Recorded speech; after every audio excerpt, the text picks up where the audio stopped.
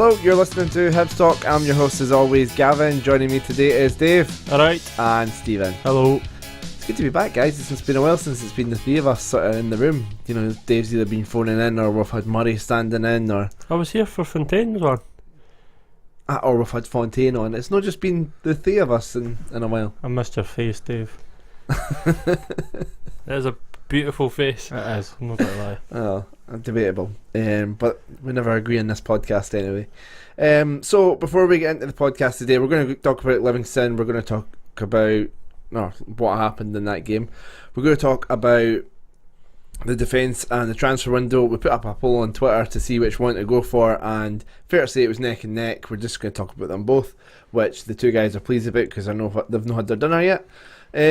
But before we talk about any of that, we mentioned it in the start of the Liam Fontaine podcast, but it's officially been announced today by the 2.1. So talking a bit about our partnership, Dave, you've been a member with 2.1 for a while. What's your thoughts on it? What can you tell people about it? What I would say about it that's really good is that they break down the games a bit more than the kind of standard media would. The media kind of talks about the drama in a game and like what's happened to it, mainly around about the fans or like dodgy decisions, where 2.1 is quite refreshing because you go into it and they're like talking tactics and like formations, like different like plays that you just wouldn't really have noticed. And obviously you didn't get that, and you don't need to click on the Sun or the Daily Record, and do you know what I mean, to get decent football information. Yeah. And they've got stuff about every team, and it's not just about the Old Firm. Yeah, it's so, very balanced. Aye, like I say, I've had it for a while, before we even partnered with them, because I already knew about it. So, like, I enjoy it. And I think the thing is, I obviously signed up because they do Hibs articles and stuff like that. There was a good one which we're going to use to help promote it, which was about what the golden generation, what would have happened if Hibs had kept that team together. Could they make a title charge and all that sort of stuff? It was an interesting article. But there's also I found myself reading articles about Motherwell and, you know, can they push for the top six. A really old one a while back about Aberdeen's move to the new stadium, what will it involve and why they're doing it. Is it the right move for them and stuff? The topics are very interesting, and it kind of makes you go, well, I want to read that. It's just no bias either, though, is it? Yeah, I think that's the big thing, is the fact that it's open and up to every club on a level where like people can agree with like articles about like even Hearts, Motherwell, Rangers, Celtic and stuff. It gives you a different perspective, which is always good. So, and I think a lot of Hibs fans, it's fair to say, are quite annoyed with those mainstream medias are talking about. So 100%. Aye, this is refreshing. Different, you know, three independent journalists passionate about Scottish football. So we're saying that we're partnering up with them. There'll be a lot of exciting stuff coming long term, and in short term you can sign up with them. Use the coupon code Hibs Talk for 10% off your first order, and we'll then, you know, receive a part of that, and that'll help us do more with the podcast in the future, which great support for us, and we really appreciate that support. So a few folks signed up already, so thanks for that, and yeah, we'll keep on plugging it over Twitter and all that sort of stuff, so keep an eye out for it, and we'll put up a link on our Twitter if you want to sign up there. Anyway, let's get on with the game. Enough plugging stuff to try and get some money. Livingston, what the hell happened? Can we plug some more stuff? I really didn't want to. I really don't want to talk about the Livingston game. Talk about anything else. What about Big Brother? What about that whole Roxanne situation? I don't know. Great British Bake Off. Bake Off I could maybe talk about. Anything's better than that Livingston game. I mean, Big Brother, I seen Roxanne was in it and thought it was the one that was fired from her TV show in America, but it's apparently a different Roxanne. Oh, she's not in it anymore. Drama. Anyway. Big drama. But we'll talk about that later. I would honestly. Right, can we get back to the football? If we must. Folk are going to be saying, because that's what 5 minutes in, we've just started talking about football. Okay, so the game, I mean, I think we did start the game quite well. I think their left back, Lime, I don't know how you pronounce his name, didn't look strong. Lithgow's obviously quite a big physical defender. Boyle was taking advantage of that and getting quite a bit of joy up against the two of them. The only thing is the end product wasn't there. A lot of times the crosses were overhit, and yeah. So what was your guys' thoughts on Boyle's impact in the start of the first half? I think that, like, based on that game, like, I mean, you could say that the pitch had a big effect on players like Boyle and Horgan particularly. I thought everything was played through Boyle, in my opinion, the first half. Everything was centred through Boyle running up that right wing. And I think that Hibs are just far too heavily reliant on him now. When you come up against teams with strong defenders, like, fair enough, their left back wasn't that great, but you've, like you say, you've got Lithgow, who's a big presence. He makes the tough, hard challenges, and I think that's where, like, Boyle comes into a bit of a problem, because he's pushed further out wide. He can't run at a player like that, and I mean, we just need more around the park. You can't just keep relying on Boyle to put in a cross. I thought the left back had a better game. Was better the second half. Yeah. I thought Boyle. I think he obviously got a wee bit more used to Boyle running at him. But he's actually, because he's not a bad player. They signed him for Morton. That's true. So no, he's quite a good player. So Apparently had a decent season with Morton, but yeah. So I mean, next note I've got here is, McLaren started the game quite energetic, a lot of closing down. It's good to see him. He seems like he's got a lot more fitness back, which is good. Horgan as well looked quite dangerous, a couple of shots from distance, but Lewis Allen played in the target man role. What did you think of Lewis Allen's performance? I thought first half he was quite good. Second half wasn't really in it as much. To be honest with you, the service up to him was really poor. Mm-hmm. But the most of his game was just holding the ball up. And he done it right. He done it well. He's quite a physical guy. A lot bigger than I thought he was. So I know he did do well. He's nothing that he could have done really any different. I mean, I don't think there's much more to say about the first half. There was, Horgan had, like I said, had a few chances, but just like Boyle's deliveries, and they seem to go over. I don't know if that was due to the pitch, because I think there was a couple of corners in the second half. Horgan's deliveries were going over everybody's head. Do you think that was partly due to the pitch? You've seen Livingston putting the balls in the box. Every single ball they put in was dangerous. They might be getting used to it, but we probably train on the plastic pitch and that, and we should be a lot more. The professional football players should be able to put a ball in the box, whether it's a plastic pitch or it's no plastic pitch. Especially it's late in the game. Like I know you'll come back to this, but Horgan's last couple of set pieces, but at that point in the game, he should be known to take a wee bit off it. I mean, you've got the players playing at the Orium and that as well, like in the reserves and under 20s and stuff. That's not a full grass pitch. The thing about the plastic pitches, we're talking about the plastic pitches here as if every single one's the exact same.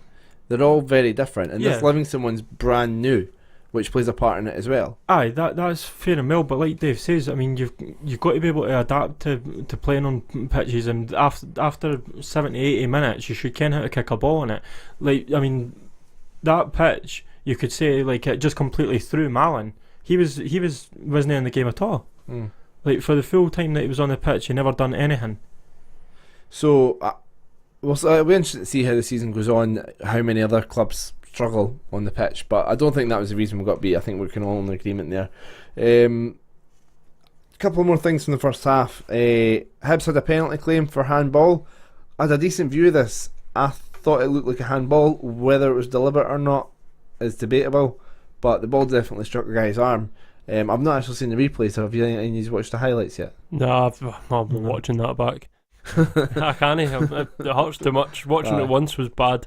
Alright, so Livingston hit us on the break, lost the ball very easily, and Menga was bursting down the left hand side.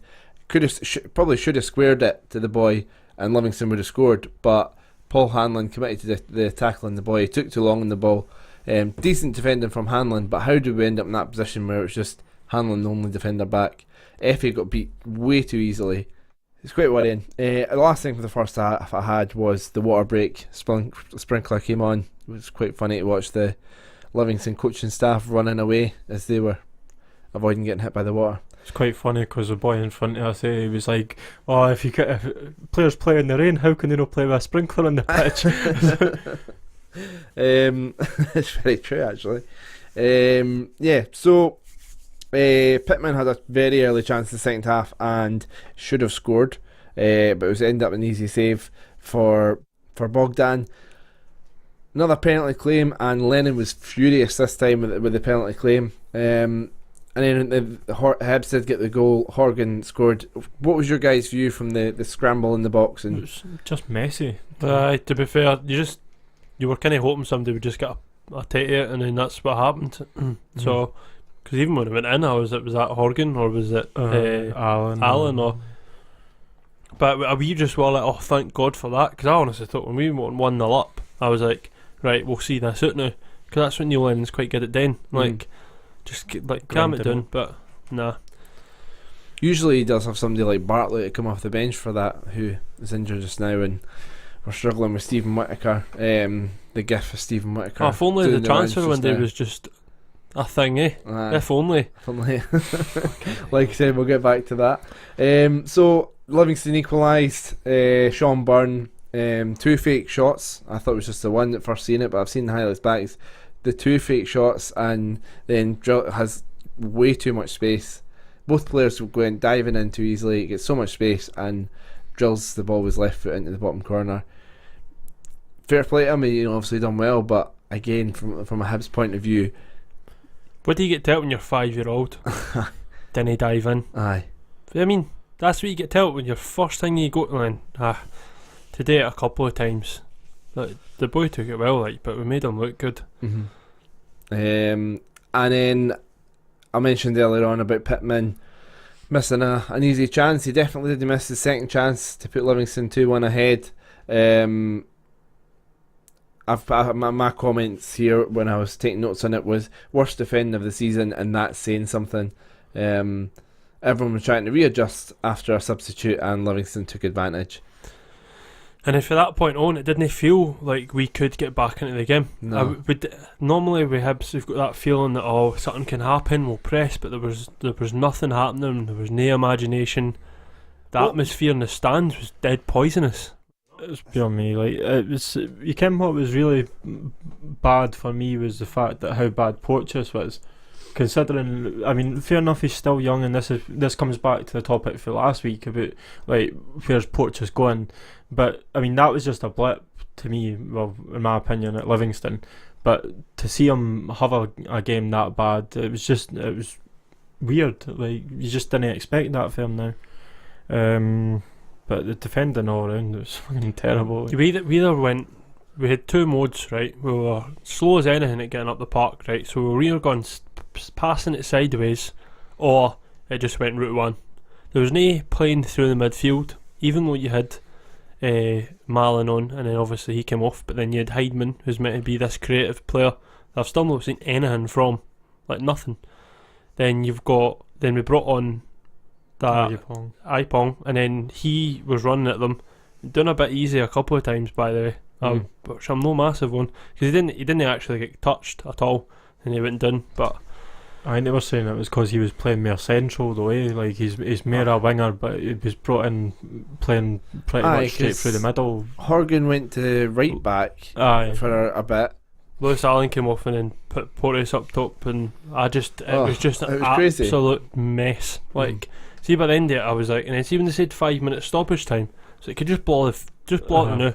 No, I didn't really want to leave early, but I didn't want to stay for another 5 minutes. It was absolutely worst performance I've seen of a Hibs team since Terry Butcher. It was that exact same mentality, and that's what I was thinking. The Butcher, it was the hedge dropped and nobody was picking it back up again. Yeah, I just wish we'd learn from the slight things that stopped us last season from being a really good season to being unbelievable. Imagine we'd go to second place. Know what I mean? It was just, I feel that was quite a big opportunity, and so this season. Do you think they're still recovering from that? From the disappointment for not getting second place? Maybe, because I think the way Lennon reacted, you could tell it was a big thing for him, that he's probably hammered into the players, so it's probably his went right through the team, the disappointment. But at the same time, I'd want them to learn for that. No draw as many games, no lose as many stupid points, and then we've kind of just started the season like that.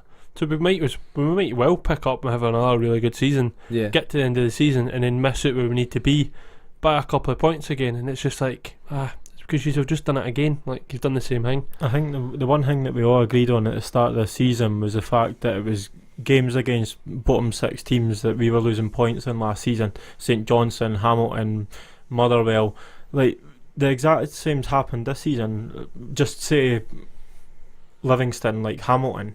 Like that result, that's 3 points that should have been easy, regardless if it's home or away. People will go back and say, right, we drew against Aberdeen, that's a good result. But the St Johnstone game as well, that should have been an easy 4-1 or something. It's one of these things where 5 points out of 12, it's shocking. Like I have to say, I slightly disagree with you, because I think the likes of the St Johnstone game, it's quite understandable considering Canberra was injured, and you know we've got the youngster and Shaw who scored that day. Yeah, he did score. And McLaren not match fit. Boyle came out. It's always sort of been that he's struggled for the end product with goals. So I mean, with your two main strikers not match fit, I think you can understand why we're not scoring. Like you said, we dominated that game and we should have scored 4 goals. But that was, to me, that was promising to be in that position. I'm thinking, right, once the 2 strikers are fit, we will be winning games like that. This is something that you've got to have in place for the start of the season, Gavin. This is the point that like we've tried making right across the whole transfer window. It's the fact that a transfer window is there for a reason, to bring in players, and if you've not got a second fit striker in your team come the first game of the season, then what's the point? Unless you've got to play 4-5-1 all season with one striker up top, and you've got 2 that are maybe got to come in 3-4 weeks into the season, like one striker's not good enough. Right. Why did they not bring Lewis Allen back? We'll come back to the transfer window in a second. A couple of stats on the Livy game to run through. Surprisingly, we've been averaging 78.9% pass success rates from our games this season. Our pass success rate was 80.1%, which is even higher. But I think a lot of that was passes. Because it's the side passes at the back. Aye. I'd imagine like 50% of that was Hanlon and Ambrose and Porteous passing to each other. Yep. There was a lot of that at the weekend. And part of that, with the ball being so far at the back, our expected goals was only 0.7. Really poor at the weekend. You compare that to some of the previous games, like the Aberdeen game 1.74, St Johnstone game 1.63. That's really down. Our chances we're creating just weren't clear cut chances. 56% possession. I think anybody that plays against Livingston is going to have higher possession against them. That's the way they set up. So Stephen, you mentioned it there. Let's jump into the transfer window, because you're eager to talk about it. And like I said in the introduction, the poll on Twitter was that close. We also asked some people's opinion on Instagram. But we'll talk about the defence as well. We'll do both. So starting with the transfer window then. Taking away, you're gonna hate the way I word this question. Taking away the players that have gone out, so taking that argument away from it, just to begin with, you can make that argument in a minute. Has the players that we've brought in been a good transfer window? No. So Canberra, McLaren, Heinemann, Bogdan, Horgan. Brought in 8 players. I'd say maybe 3 of them are what we need this season. Malin. Aye. Right, when you say it like that, I'll give you it. It sounds... You look at the 8 players we've signed. Yep. Yeah. I've got a photo here somewhere. But yeah, it sounds... on paper, it sounds like we've brought in no bad. Yeah. Yep. I'll give you that.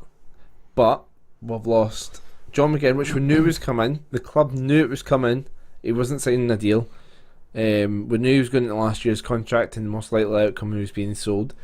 We knew for a long time that McGeoch was leaving when his contract expired.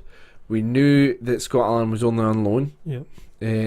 So why were things not done to get more replacements in place? Or did they think that Slivka, Malin and Heinemann would be a good enough replacement for McGinn, McGeoch and Allen? They better know of, because they've already gave up on the Slivka thing off quickly. since that's where Whittaker's playing. Know what I mean?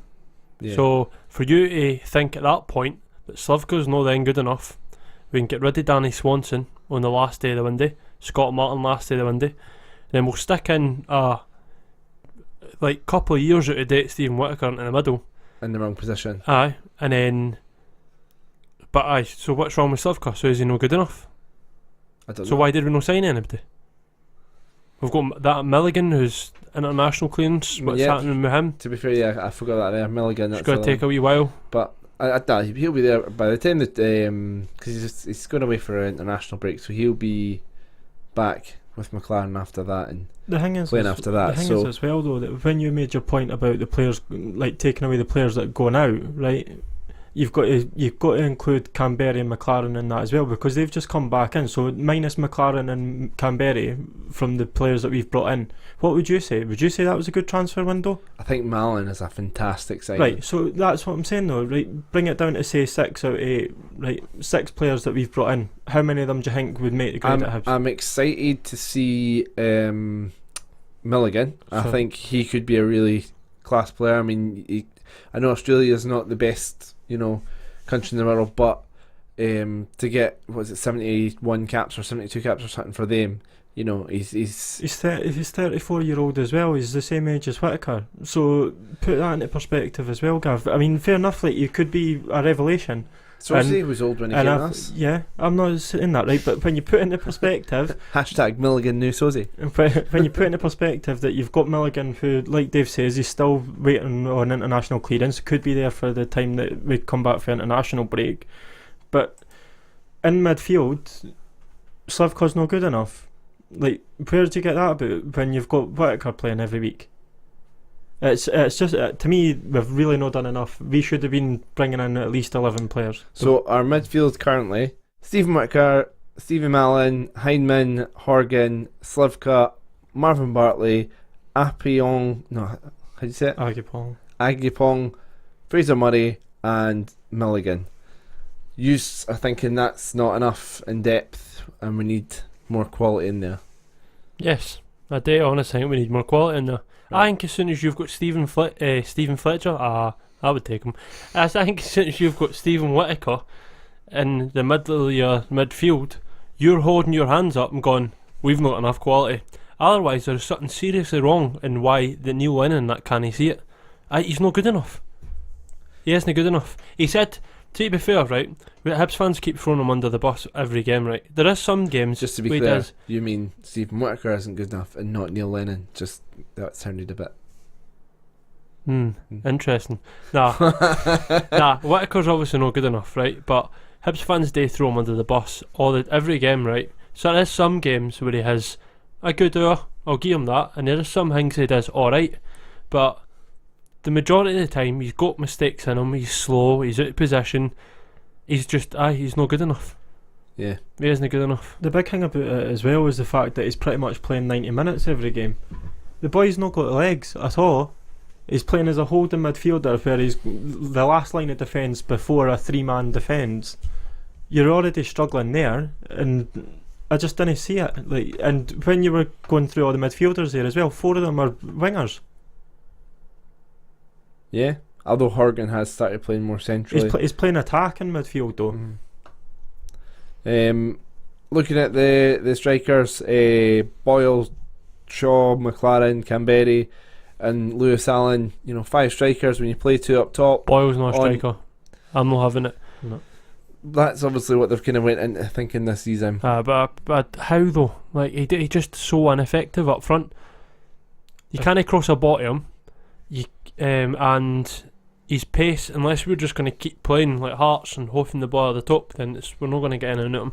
He's more effective when he drops wide. As soon as he plays up front, he drops wide into a game, there's a wee spark, and then everybody that sits round about us and that go, oh, Boyle's coming into the game, why is that? Because he's on the wing. I think it might work against teams that, maybe like Celtic and things like that, who'll play more of a high line.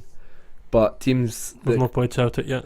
Teams that play deep, like Livingston, like Motherwell, St Johnstone, you know, he's not going to be able to break them down. Hopefully, when Canberra and McLaren's fit anyway, we're not even going to be having this discussion because he's not going to be playing there anyway. But And then, so defence, we've got McGregor, Ambrose, Hanlon, Stevenson, Porteous, David Gray, and also young Mackey, defender as well. Yeah, Sean Mackey. So, going through the squad then, how many players are we short in your eyes, since you think? 4. 4?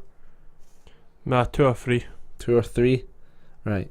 I'd maybe just go the 2. I'd say another. I'd agree with you. I think the strikers, I think as the season goes on, Lewis, Allen and Ollie Shaw will be good enough cover.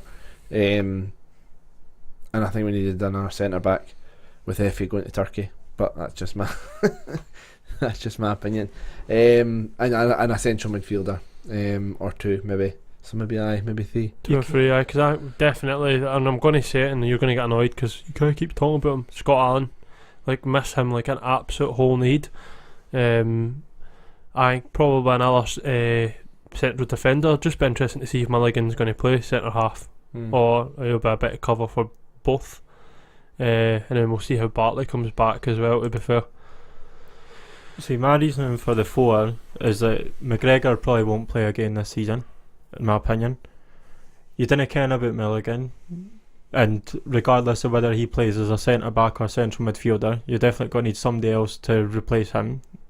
You're going to need another centre back, and just while we're on the transfer window, how Stephen Colker hasn't been picked up yet, beyond me, because he's exactly what we need in a 3-man defence.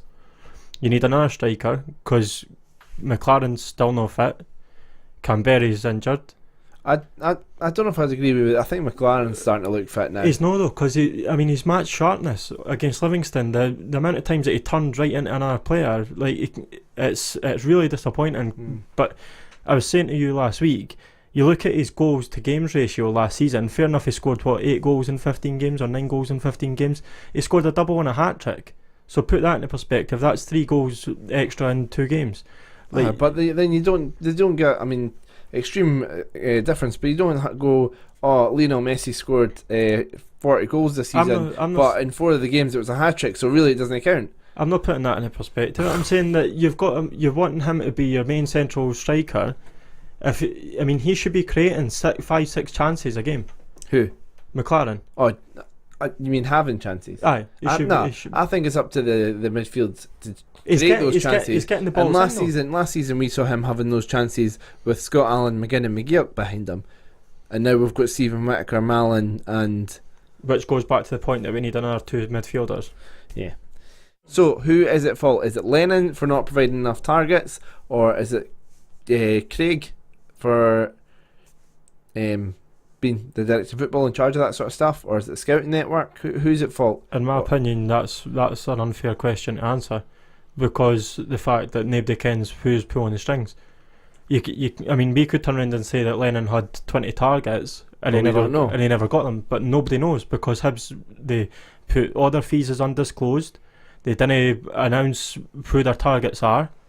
There was a lot of talk about Leanne pulling the plug for the Scott Allen deal. There was Lennon turned around and says that he never anticipated Scott Allen ever coming back. There's just far too many. Can I just say I agree that paying like 600 grand or whatever it was rumoured to be for Scott Allen would have been stupid. Oh, 100%. But we can get him for next year for free. That's fair enough. But that's it. Didn't he waste a year? Just sign him. Gav, I'm fed up of waiting, so I'm having to wait 4 months to pay my season ticket before I see somebody playing good through the balls and that. No, just spend a wee bit of money. By the time January comes, we could be sitting 10th in the league. We might not get him. Might be a whole situation where he could start getting his chance at Celtic. Can't see it happening, or somebody else picks him up and then we miss out on him, and all of a sudden we can't afford Scott Allen anymore. Lee Griffiths are again. You look at Andrew Shinney playing in League One, and that we missed out on taking him when we had a chance. You couldn't stand him. I know I couldn't stand him, but that's what I'm saying. That it could be the same situation with Scott Allen. It could just go down to the last year of his contract, and then he has suitors for League One and Championship. But you don't know how to play him. But the only thing is, Lennon did say that he wanted more people in. Even a couple of days ago, he's got a few plates spinning and that. So obviously we're trying to get something in. Yeah. So if they can't turn around and say that they're completely content with the squad, because otherwise plates wouldn't have been spinning. You know what I mean? Because he sort of said he was like hoping to get 2 or 3, and then after the what was the game? Aberdeen game, he said it was 2, and then it went down to by Tuesday it was 1, 1, and then on transfer deadline days there was a few plates, so you think it was and a few, and then we get none. Then we're -2 because we lost 2. Yeah, and which is the most bizarre thing ever. Like, why we couldn't have just kept Hoddy Swanson and that? Like, what were they releasing the money for? Don't know. January, maybe. You'd release him in January then. When he said the turnaround and says that the squad was too big. The thing was, they put out at 8 o'clock at night, or was it even 8 o'clock? They put out on the Hibs website that they were done with all their transfer business. Yeah, and they tried to. The only thing it was as well, like, the way they tried to say they were done, they knew they were going to get a backlash because of the way it was put out. It was like, oh, we've done this and we've done that and we've done this. Or calm down a wee bit. Like, we know what's happened. It's just still no enough. Following it, Aye, you know what I mean. Aye, that's obviously a sign that they knew it wasn't enough. Exactly, that's what I'm saying. The way it was worded. Okay. Quickly moving on to the defence then. I mean, fair play. I think what was it? Cal Hibs on Twitter kind of pointed it out that last season the defence wasn't actually that bad. We only conceded 46 goals, which I think was the 3rd best in the league. So yeah, maybe we are being a bit harsh on them, but it's fair to say towards the end of last season and also in the Championship we leaked too many goals. This season we've started leaking too many goals, and the way that we concede goals, even though we only conceded 46 goals last season, the way we concede goals at times is embarrassing. So I think that's a fair assessment. That's just my opinion. Maybe it's just my opinion, but I've got a couple of things I'll put up from the Molde game which were really bad. So what's your guys' thoughts on the defence? I mean, since Neil Lennon came in, he has brought in Effie Ambrose and 2 goalkeepers. Has he done a...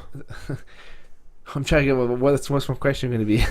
So first off, has Lennon done enough to address the defence? Or is there an issue? Let's start with that. Is there an issue? There's definitely an issue. And, I mean, Lennon come out and publicly slated Ambrose. Mm-hmm. And yet he still plays him, starts him every single week, plays him for 90 minutes. I've said this the last 2-3 weeks now, that you can't come out, slate a player and then just decide that he's probably the best defender that we've got. Everybody will tell you that Ambrose has his moments where he's probably the best player on the pitch for 5 minutes, but I mean, even since the Runevic game, like, he had players running at him that were part-time fishermen or whatever. Like, it doesn't matter who's playing against you, it's getting the basics of defending right, and I think he's just got far too comfy. He thinks that he's the best defender that we've got, and to me he's not. But again, we're short in defenders now, so we've got to play him every week. Dave, do we have an issue in defence? We've got an issue, but I don't even know where you would even start. Because see, when you look at it on paper, like, you've got Hanlon, Stevenson, solid, Porte's coming through, McGregor getting on a wee bit, but still like solid every game. And then you've got Davy Gray. Like, again, we thought he was getting on a bit. Started the season brilliant. You know what I mean? So is it a case of, do we protect the defence enough? Is it a case of, rather than looking at the defence, do we have to look at the midfield? You see a lot of teams setting up with maybe 1 or 2 defensive midfielders sitting in front of a back 4 in order to protect the defence. I mean, I know Man United against Burnley, when they were playing at the weekend, they changed their system to have Fellaini and Matic sitting, and that allowed the wing backs to get up more. The centre backs, who they've had issues with this season, were more protected, and it freed up Pogba. Sorry, I completely stole that all from Danny Higginbottom on Talksport this morning. But anyway, do we need to maybe look at doing something like that? Bartley and another defensive midfielder, maybe Bartley and Milligan, and it is part of a 4-2-3-1 sort of thing. You didn't want to make it too flat in the middle. What would it be if you had one person freed up, like Malin, freed up to express himself, and then 2 people in like Horgan and Boyle in the wings, somebody up top, and then wing backs overlapping? I wouldn't mind us trying something, because now it seems that we're just accepting that our defence isn't that good. And Lennon's like, they said they're going to work on set pieces and that, because they've not had much time because of Europe. They've not had as much time, in the training ground and that together to work and stuff. They're basically just turning up to games and playing. But that's been a couple of weeks now. The defending's still poor. The defending against Livingston was nothing to do with not having somebody sitting in front of them, like diving in that's nothing to do. It was Whittaker that was in front of them though. Yeah, well, exactly. And it was it gives the thing is if the person in front of the defence slips up or gives the too much space between themselves and defence, it allows the attacker to run at the defence, and by the time they get to the defence they're at full speed, and that makes it more difficult for the defenders to deal with, so and leads to more likely things like them jumping in. So with Whittaker having a really bad game defensively and leaving too much space, was that one of the reasons for the defensive issues? Well, I mean, like you say, is based on the like everybody having a go and throwing Whittaker under the bus every game. I mean, obviously he's got to pick up wind of that, but if I was Hanlon or if I was Ambrose or Porteous with Whittaker standing in front of me, too right, I'd be panicking.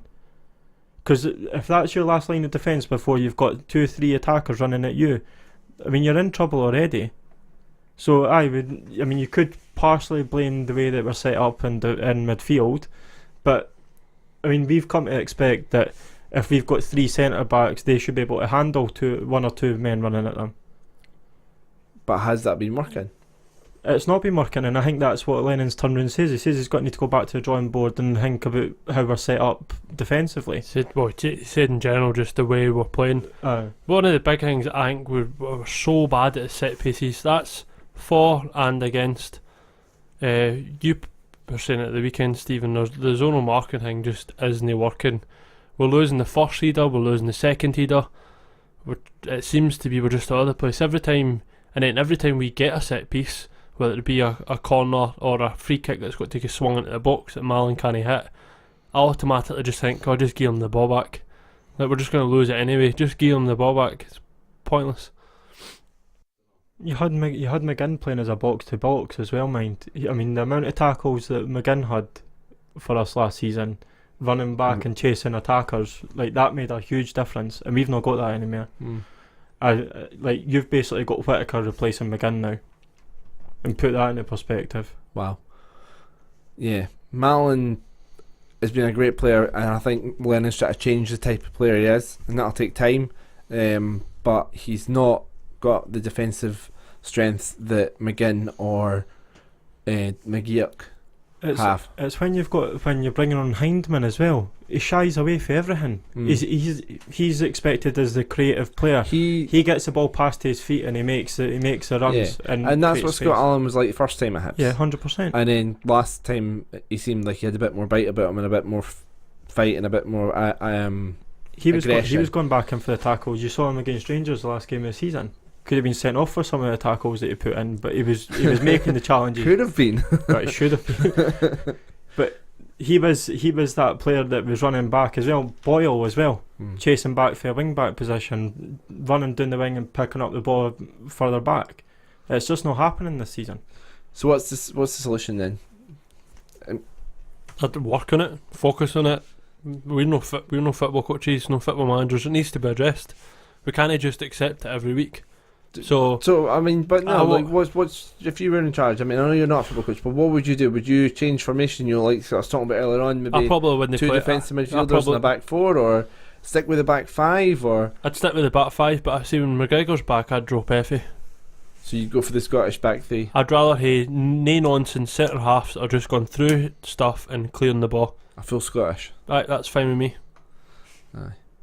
Stephen? No, I'd agree. Stick with the back 5? I'd say that if we never had a fit McGregor, we need to bring somebody else in urgently.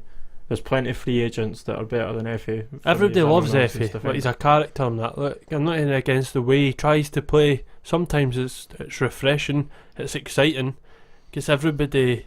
I've always thought he would be better. I've said this before. I've always thought he'd be better as a defensive midfielder. Where Whittaker's playing. Aye. Exactly. Give that a go. Like, I can see that. Because if he loses the ball, he's got a defence behind him. Aye. It's exciting when he's got the ball. Aye. It's when he's not got the ball that is a problem. Aye. So Milligan and Effie is 2 defensive midfielders, and Hanlon and Porteous behind them as part of a back 4. and then Malin in front of them. Wing backs, wingers, and a striker.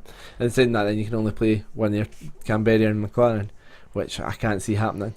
No, they've got to play with each other. Yeah. No, it's tough. Neil, you've not got an easy job. Well, thanks for listening, folks. Like we said earlier on, the 2.1, we've launched that. You'll see it all over social media. Make sure you sign up. There'll be a link which we'll be sharing about. Or if you go to sign up via their subscriptions, the 2.1.com/subscriptions, use the promo code HibsTalk and get 10% off your first order. So, like I say, Dave been signed up for a while. Really likes it. Good alternative to the Glasgow media. So, yeah. Yep, 100%. Right. Okay, right. Cheers for coming along, guys. Cheers. Bye. He's having a good time. I hope he's having a good night. I got